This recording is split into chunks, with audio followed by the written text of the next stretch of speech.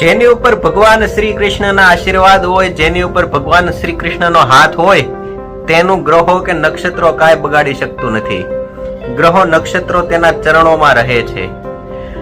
આ કહાની છે મહાભારત વખતના સમયની.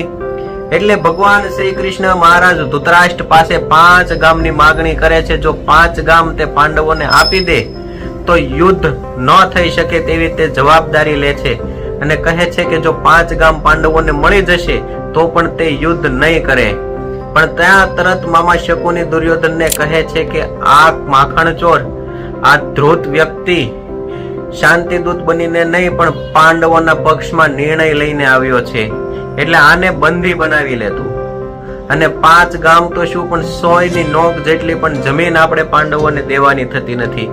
એટલે તરત જ દુર્યોધન પોતાના સૈનિકોને આદેશ આપે છે અને કહે છે કે આને બંધી બનાવી લ્યો, આ ધ્રુત વ્યક્તિને, આ માખણચોરને બંધી બનાવી લ્યો. એટલે જેવા તેમના સૈનિકો ઠાકોરજીને બંધી બનાવવા માટે આગળ વધે છે એટલે તરત ભગવાન પોતાના વિરાટ સ્વરૂપનું દર્શન દે છે. પોતાનું જે તેજ હોય છે તેને પ્રગટ કરે છે. એટલે બધા જ લોકોની આંખો અંજાઈ જાય છે. માત્ર ભીષ્મ પિતામહ અને દ્રોણાચાર્યની આંખો ખુલ્લી રહે છે ને તે ભગવાનના વિરાટ સ્વરૂપના દર્શન કરી શકે છે.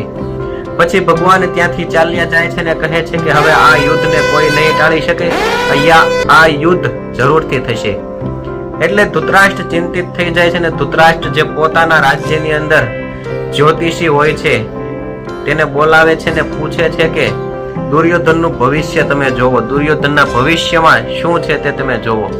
એટલે તે જે રાજયોગી હોય છે, જે જ્યોતિષ શાસ્ત્રી હોય છે તે જોવે છે ને કહે છે કે મહારાજ દુર્યોધનના નક્ષત્રો અને બધા જ ગ્રહો બળવાન છે, દુર્યોધનના જીવનમાં રાજયોગ છે, એટલે તમે બિંદાસ યુદ્ધ કરી શકો છો. આ યુદ્ધમાં વિજય દુર્યોધનનો જ થશે. એટલે યુદ્ધના 10 દિવસ પૂરા થઈ ગયા હોય છે ને દુર્યોધનની અડધાથી ઉપરની સેનાનો નાશ કરી નાખ્યો છે પાંડવોએ. એટલે મહારાજ ધૃતરાષ્ટ્ર બહુ જ ચિંતામાં હોય છે. એટલે જે પોતાના રાજ્યના જ્યોતિષ છે તેને પાછા બોલાવે છે અને મહાત્મા વિદુર સાથે તેને પ્રશ્ન પૂછે છે કે તમે તો કીધું તું ને કે મારા પુત્ર દુર્યોધનનો રાજયોગ ચાલે છે, તમે યુદ્ધ કરો, તમારો જ યુદ્ધમાં વિજય થશે. એટલે જે જ્યોતિષ હોય છે તે પાછો તેની કુંડળી જોવે છે અને તેમાં જોવે છે કે દુર્યોધનના બધા જ નક્ષત્રો અને બધા જ ગ્રહો ફરી ગયા હોય છે.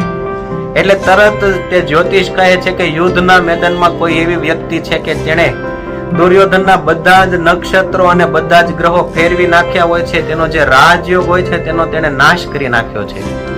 એટલે તરત મહાત્મા વિદુર કહે છે કે તે મહાભારતનું હસ્તિનાપુરના યુદ્ધમાં કુરુક્ષેત્રના મેદાનમાં કાળિયા ઠાકર સિવાય બીજું આ કોઈ ન કરી શકે, મારા શ્રી હરિ સિવાય બીજું આ કોઈ ન કરી શકે. દુર્યોધનના રાજયોગને તેને વિખી નાખ્યો હોય તો તે સ્વયં ને સ્વયં મારો ભગવાન શ્રી કૃષ્ણ હોઈ શકે. એટલે દોસ્તો, જેના ઉપર ભગવાન શ્રી કૃષ્ણનો હાથ છે, જેની સાથે ભગવાન શ્રી કૃષ્ણ છે, તેનો ગ્રહો કે નક્ષત્રો કાંઈ બગાડી શકતા નથી. દોસ્તો, તમને જો આ વિડીયો સારો લાગ્યો હોય ને તો કમેન્ટમાં જય શ્રી કૃષ્ણ લખજો અને એક વિડીયોને લાઈક કરી દેજો. એટલે જેને પણ આવા વિડીયો જોવા હોય ને તેની ઉપર આ યુટ્યુબ છે ને સજેસ્ટ વધારે કરે. એટલે લાઈક કરજો તમે જરૂરથી.